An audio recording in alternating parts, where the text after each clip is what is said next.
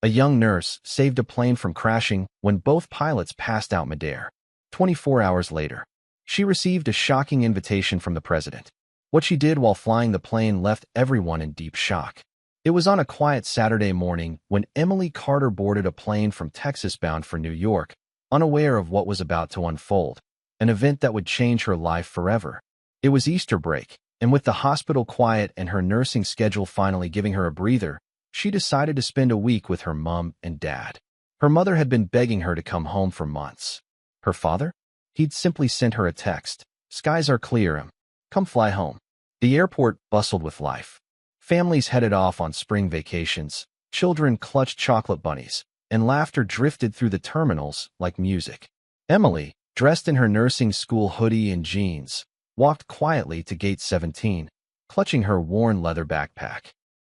Inside were two things that defined her: medical textbooks and a thick stack of aviation manuals that few would expect from a nurse in training.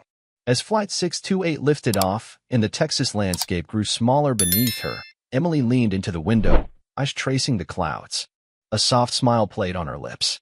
Suddenly, a memory played in her mind, vivid and warm. She was 10 again, in the small garage behind their old house.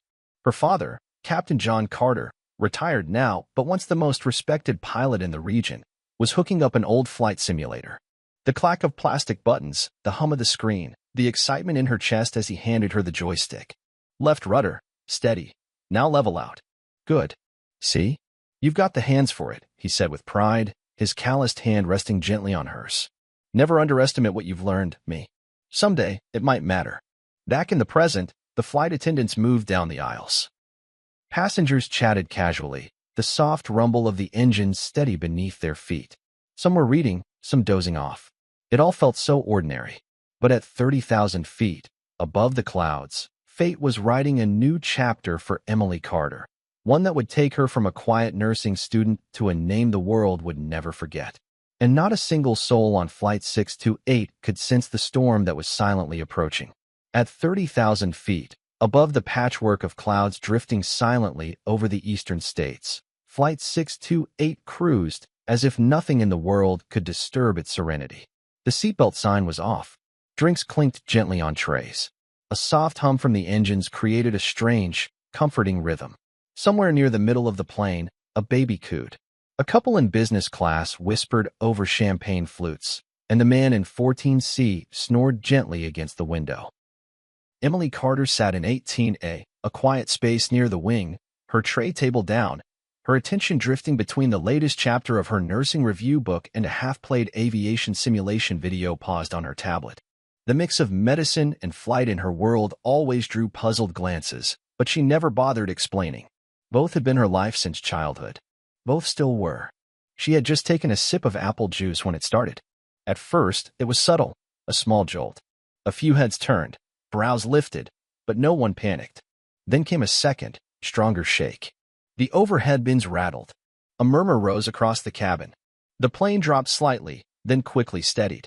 People looked at one another with quiet concern. Turbulence, they assumed. Nothing more. Then came the third jolt, violent and sudden. The aircraft shuddered with a sound like tearing metal. A shriek echoed from the back. Oxygen masks dropped like ghostly pendulums from the ceiling. Trays flew, drinks spilled, and books crashed to the floor. The cabin plunged into chaos. Emily's heart thudded. She grabbed the armrests, her eyes darting to the emergency pamphlet she had long ago memorized. She looked up, masks everywhere.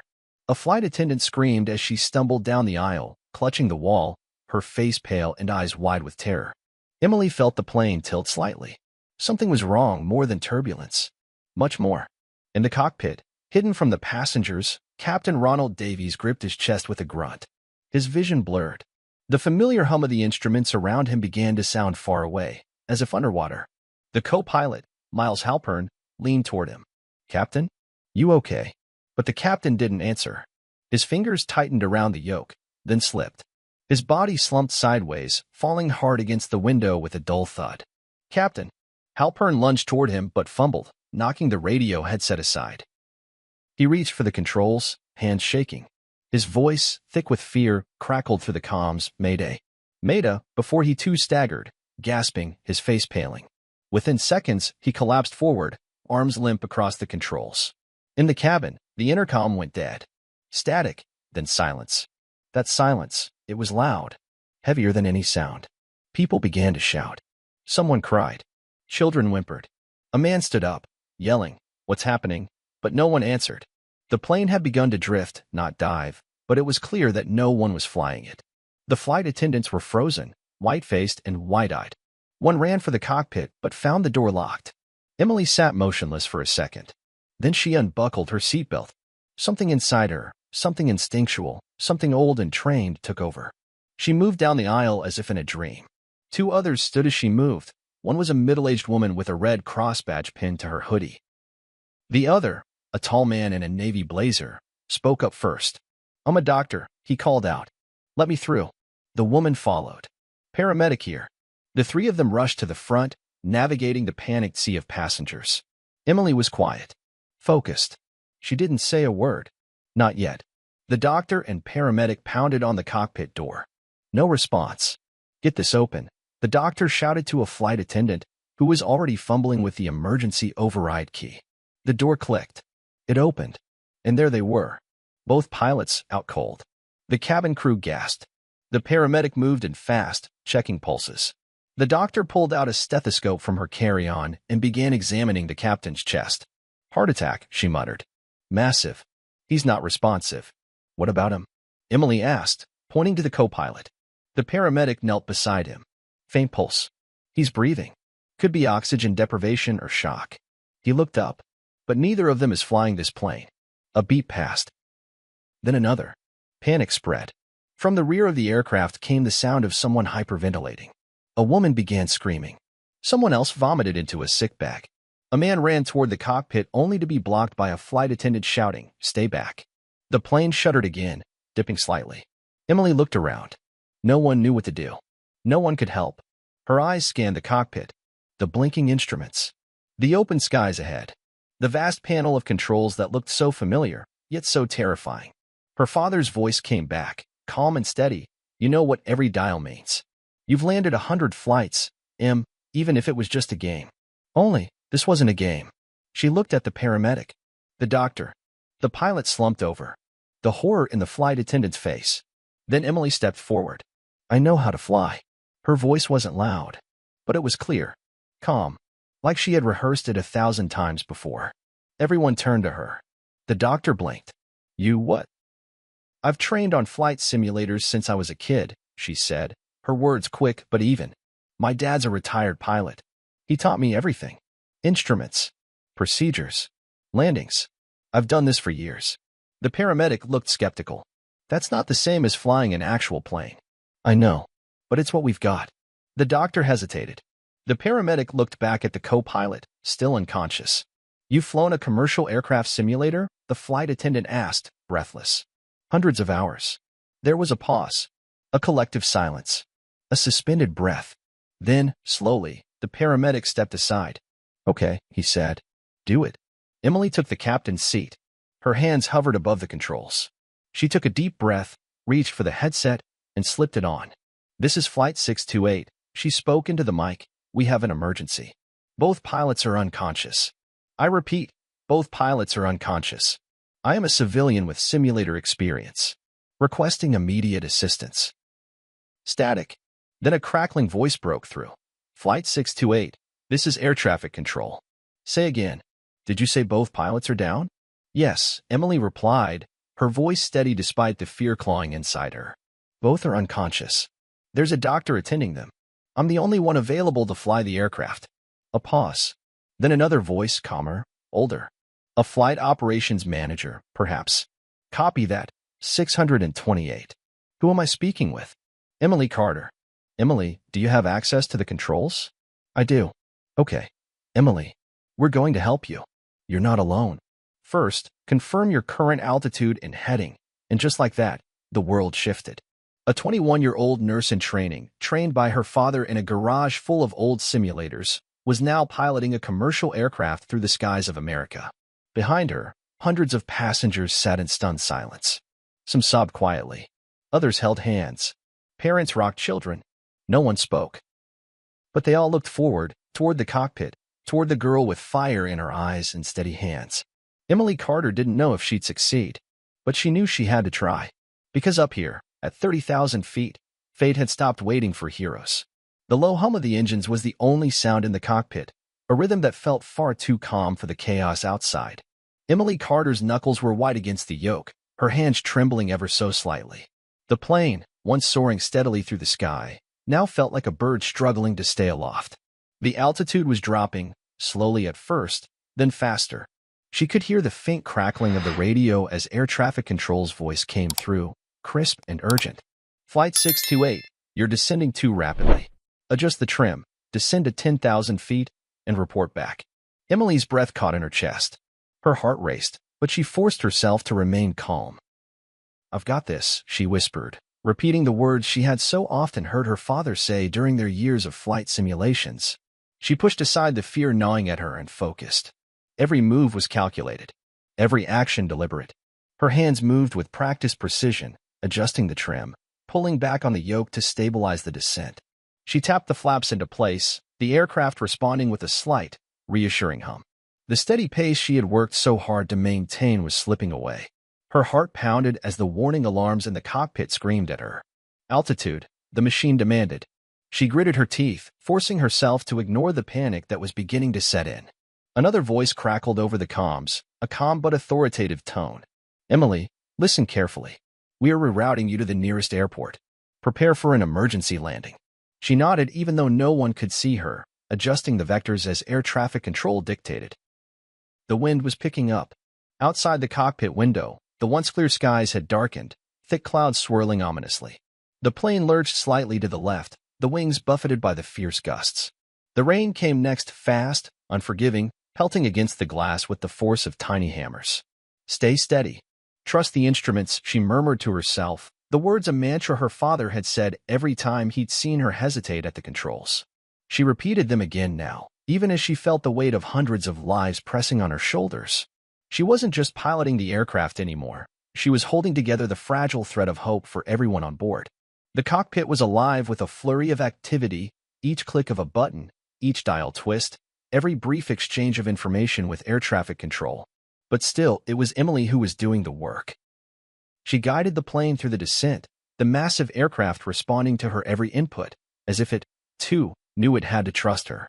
She aligned the approach to the airport, calculated the vectors, measured every inch of the descent against the runway's position. Her mind was a blur of numbers and coordinates, her hands moving almost mechanically as she made minor corrections. The closer they got to the ground, the more intense the storm became. Lightning flashed, illuminating the turbulent clouds in violent white bursts. The plane's wings groaned against the force of the wind, and the air pressure made the very walls feel like they were closing in. 5 miles out, Emily. You've got this, came the reassuring voice of air traffic control. The runway appeared suddenly, a glowing ribbon of lights in the middle of the storm. Emily's heart thudded in her chest, but her mind was clear. She adjusted the yoke, gently guiding the nose of the plane down, just enough to meet the runway with precision. The moment stretched on, agonizingly long, and the plane seemed to hang in midair, caught between the storm and the ground. She eased the yoke back and felt the tires touch the tarmac with a soft thud, followed by the deafening squeal of the brakes as the plane slowed. The cabin jolted as the plane came to a halt. The plane was still. Silence. The storm outside raged, but within the confines of the aircraft, there was nothing but the heavy, collective exhale of relief. Then, the applause came. It started hesitantly, a few claps, unsure, and then it spread like wildfire through the cabin. Passengers stood, tears in their eyes, hands clapping, some in disbelief, others overcome by emotion. Some were crying, some were laughing.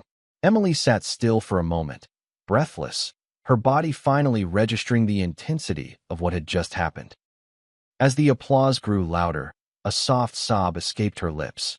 She allowed herself that one moment of release, the tension of the past hour flooding out of her all at once. The overwhelming weight of responsibility, the lives she had just saved, began to sink in. "Thank you," someone whispered from the back of the plane, and Emily looked up, meeting the eyes of a young mother, her small child clutching her leg. Emily smiled faintly, nodding in acknowledgement. It was then that Emily realized everything had changed. She had flown the plane. She had landed it. And in doing so, she had become more than a nurse in training, more than a daughter of a retired pilot. She had become a hero, not just in her own eyes, but in the eyes of every person on board. And for just a moment, as the storm continued to rage outside, Emily allowed herself to believe that maybe, just maybe, she was exactly where she was meant to be. Rain fell in soft patterns over the tarmac, draping the world in a silver veil as flashing rescue lights streaked across the wet ground like scattered jewels. The cabin door creaked open, and cool night air flooded into the plane, mingling with the heavy scent of adrenaline, fear, and survival. Emergency responders stormed aboard with professional urgency, lifting the unconscious pilots from the cockpit and wheeling them down the mobile staircase on stretchers. Paramedics shouted vitals, their voices cutting through the storm like sharp knives. But for Emily Carter, everything had become muffled, like the world had dropped a thick curtain between her and the moment she'd just survived. She stood near the flight deck, barely gripping the frame of the cockpit door, her fingers trembling and slick with sweat. Her heart, which had remained calm and mechanical through the crisis, now thudded with erratic urgency as the noise around her swelled. One passenger reached for her hand, whispering, "You saved us." But Emily didn't reply. She couldn't. Her throat was dry. Her body was exhausted. Her mind had yet to catch up with the magnitude of what she'd just done. Outside the aircraft, the buzz of disbelief had begun. Reporters were already gathering at the terminal, scrambling over barricades with cameras raised, like sharks drawn to blood in the water. Airport security attempted to maintain a perimeter, but whispers spread faster than any line of defense. The plane had landed safely, not by a pilot, but by a 21-year-old nursing student. One by one, passengers began descending the stairs. Some sobbed. Others looked shell-shocked, disheveled, but grateful beyond words. A few paused, eyes scanning the exit behind them, silently waiting for Emily. Their eyes held reverence, not just for her actions, but for the stillness in which she'd carried them through the sky and safely back to Earth. Emily finally stepped out onto the stairs. Flashes exploded around her. Camera lights burst in rapid succession, capturing the wet strands of her hair stuck to her cheek, the smudge of oil on her sleeve, the dazed look in her eyes. She didn't blink. Her legs moved automatically. Down the stairs, into the arms of airport personnel who didn't know what to say to her. One woman, a ground official, tried to smile. "You're incredibly brave." Emily simply nodded. A flood of microphones came next. Voices shouting over each other, questions bouncing like ricochets. "Emily, did you really fly the plane? How did you know what to do? Are you trained? Where did you learn? How are you feeling?" But the girl at the center of the storm didn't speak. She kept walking, her steps soft, slow, as if she feared the moment she stopped moving, she'd shatter. A security officer led her through a side door, away from the crowd. Her phone buzzed nonstop in her jacket pocket. Text messages, news alerts, missed calls from numbers she didn't recognize. She silenced it with a shaking hand. Inside the airport, the chaos followed her. TV screens overhead displayed headlines in bold type. Nursing student lands passenger jet. Young hero saves flight 628. News anchors appeared with furrowed brows and excited voices, playing grainy footage of the landing, passengers applauding, and her ghostly figure walking into view. Some clips had already been looped. The story was everywhere. People pointed as she passed. Some applauded. Others simply stared. She was taken to a quiet room, a holding area, with a couch and 2 vending machines humming in the background. Someone offered her water. Another asked if she needed medical attention. She said no to both. Her lips pressed together in a pale line, her eyes unfocused, watching a drip of rain streak down the window. Her mind replayed it all, again and again.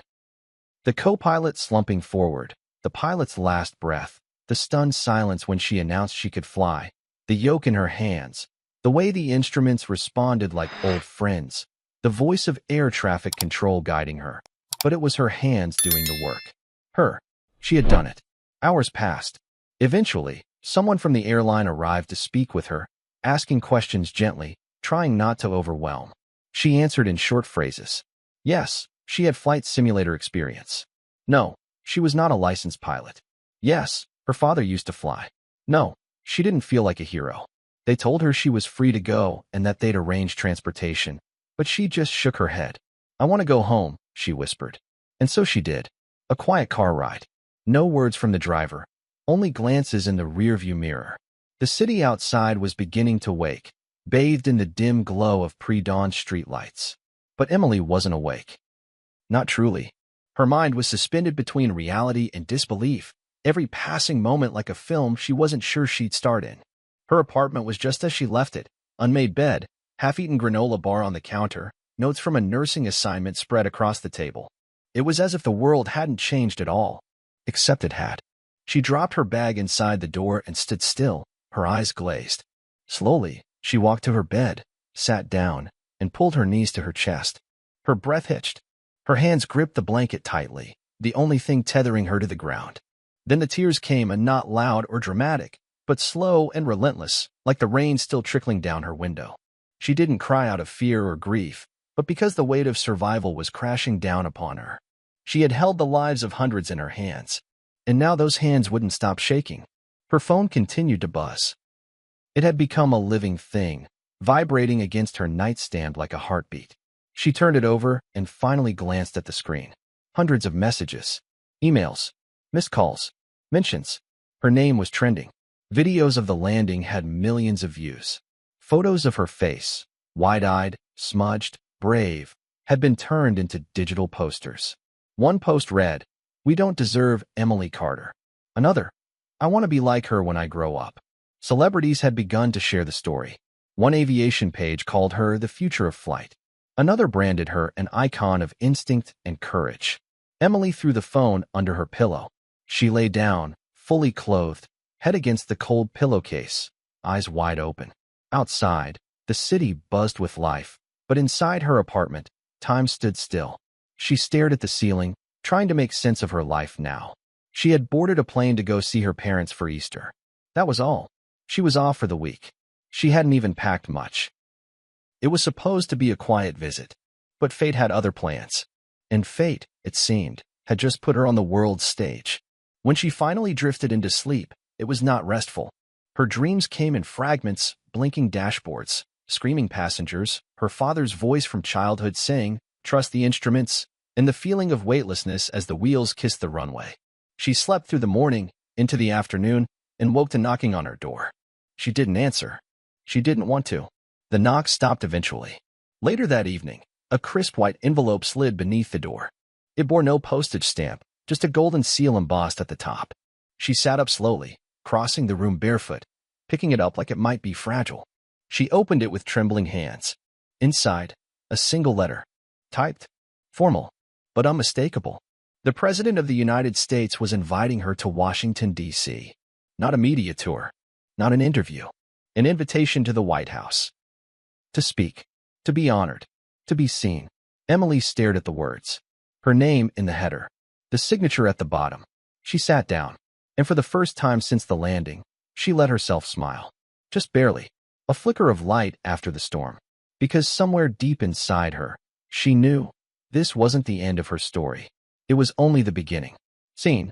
The White House call a sharp knock at dawn. Outside her apartment stands a black SUV and a man in a suit. "Emily Carter?" he asks. She nods, barely awake. He hands her a sleek envelope. Inside, embossed in gold, are the words, "The President of the United States requests your presence." Her hands tremble. Cut to Emily walking through the marbled corridors of the White House. In the Oval Office, the President smiles and extends a hand. "You showed courage under impossible pressure," he says. "America needs to hear your story." Emily nods, eyes wide. Her life has taken flight.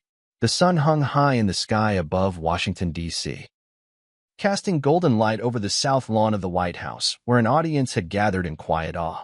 Rows of white chairs lined the lush grass, filled with government officials, aviation experts, survivors of Flight 628, and press from around the world.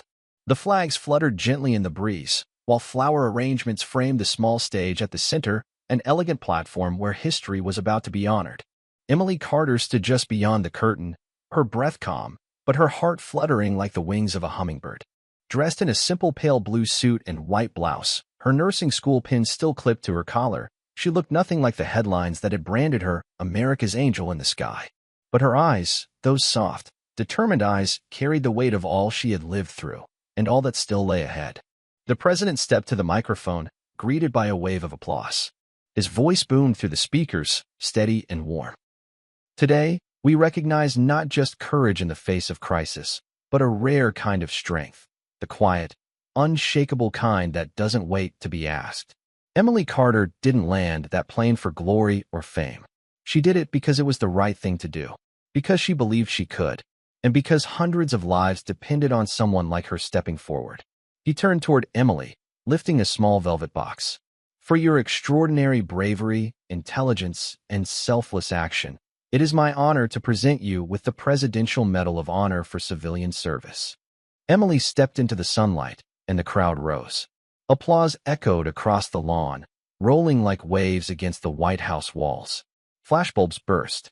The wind toyed gently with a strand of her hair, but as the medal was placed around her neck, gleaming gold and blue against her chest, Emily didn't look at the cameras. She looked upward, past the flags, past the clouds, into the endless sky. She approached the podium with a grace that didn't come from confidence, but from clarity. She cleared her throat once, adjusted the microphone, and began to speak, not with flair, but with authenticity. My name is Emily Carter, she said. I'm 21 years old. I'm a nursing student from Texas, and I never thought I'd be standing here. A ripple of laughter and applause broke gently across the crowd. On Easter weekend, I boarded a plane to visit my parents. I packed light, some clothes, my nursing books, and a few aviation manuals I kept for fun. You see, before I ever wanted to be a nurse, I was obsessed with planes. My dad, a retired pilot, used to teach me with flight simulator games. It was our thing. I didn't know it then, but every time I played, I was preparing for something bigger than either of us could imagine. She paused, her eyes flicking to the survivors sitting in the front row, their faces wet with tears, hands gripping each other. When that cockpit door flew open, and we all realized our pilots were down, I remembered everything my father taught me. Everything I learned from the games, from the manuals, from years of just watching and wondering. I remembered his voice, trust the instruments, me. And I did. The crowd was still, hanging on every word. I didn't save that plane alone. There was a doctor and a paramedic who fought to keep the pilots alive. There were passengers who stayed calm. There were air traffic controllers who believed in me. But in that moment, when I sat in that seat, I had to believe in myself. She looked down, briefly overcome, then found her voice again. What I did up there, yes, it was flying. But more than that, it was about honoring every piece of my past that had led me there. Every hour I spent studying, training, dreaming. It was never wasted. Passion and preparation saved us. And I think, deep down, we all have something inside us that's just waiting to be called forward. Silence, then thunderous applause. The speech would go viral within hours, quoted by journalists and shared on screens across the globe. But in that moment, Emily stepped down quietly, her face glowing not with pride, but with peace. Later that afternoon, she stood alone in the rose garden, the medal still warm against her chest. The ceremony had ended. Most of the guests had gone. The reporters had moved on. But Emily stayed, letting the moment settle into her bones like sunlight soaking into soil. She didn't yet know what would come next, but she felt it in the air. Change was humming around her, soft but undeniable. The president himself returned, walking at a thoughtful pace. He handed her a leather envelope with a golden clasp and said, "Open this when you're ready. Consider it a thank you from the people of this country." She opened it after he left, fingers trembling slightly. Inside was a personal letter on presidential stationery and a donation certificate for $10 million in her name. Not a loan, not an award, a gift, with no strings attached. Her hands went cold. Her knees almost gave way. $10 million. Her future, once framed by student loans and long shifts, had cracked wide open in a heartbeat. That evening, back in her hotel room, she sat by the window, watching the city lights blink across the Potomac River. She turned her phone back on finally and was met with an avalanche of messages. Offers from aviation academies. Letters from medical organizations wanting her to speak at conferences. Book publishers. Talk shows. Scholarships from schools she'd only dreamed of attending. One private message came from a young girl in Montana. "I want to be like you when I grow up. Not because you're famous, but because you were brave and kind. Thank you for showing me what girls can do." Emily read it twice. Then again. She didn't reply, not yet, but she saved it. The next morning, she visited a quiet museum near the Capitol, the Air and Space Museum. She wandered through the exhibits with childlike wonder, stopping before the nose of a retired Boeing 747. She smiled faintly. Somewhere in her heart, that same whisper returned. Let's see where this goes. Over the next few weeks, the whirlwind didn't stop. She flew home for a short time, welcomed at the airport by strangers holding signs and children waving tiny American flags. She was given keys to her city. Her nursing school established a scholarship in her name. But through it all, Emily remained the same girl who once sat in her bedroom playing flight simulators with her dad, humble, curious, quietly brave. She used part of her donation to start a foundation for young women in STEM, especially those from underrepresented backgrounds. She called it Skybound Futures. Her mission was simple: to empower those who, like her, had dreams hidden beneath the surface, just waiting for the right moment to rise.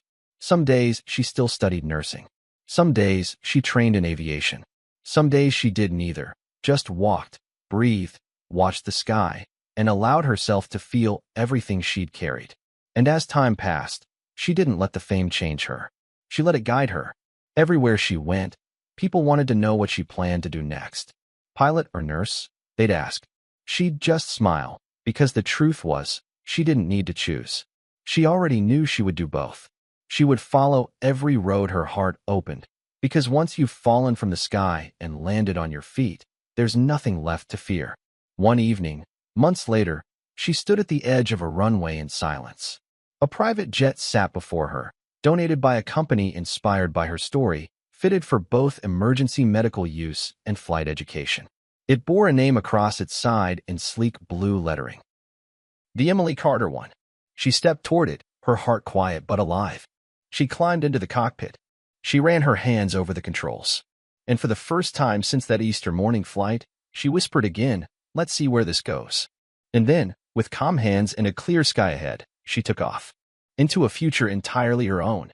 If you enjoyed this powerful story about Emily Carter, the brave 21-year-old nurse in training who landed Flight 628 and captured the heart of a nation, please don't forget to like this video and subscribe to the channel for more incredible true-to-life stories told with heart and detail. We'd love to hear what you think. What are your thoughts on Emily's journey from an ordinary student to a national hero? What did you feel during the moment she stepped into the cockpit? Or when she stood at the White House wearing the presidential medal? How did you feel about the $10 million donation made to her by the president? And when she whispered, "Let's see where this goes," how did that land with you? Let's talk about it. Drop your thoughts in the comments. Tell us how Emily, Captain Carter, her dad, the president, the doctor, and the paramedic made this story come alive for you. Also, rate this story on a scale of 1 to 10. Be honest. We'd love to know. And don't forget to tell us where you're watching from. It's always amazing to see how far these stories reach across the world. We'll be reading your comments. See you in the next story.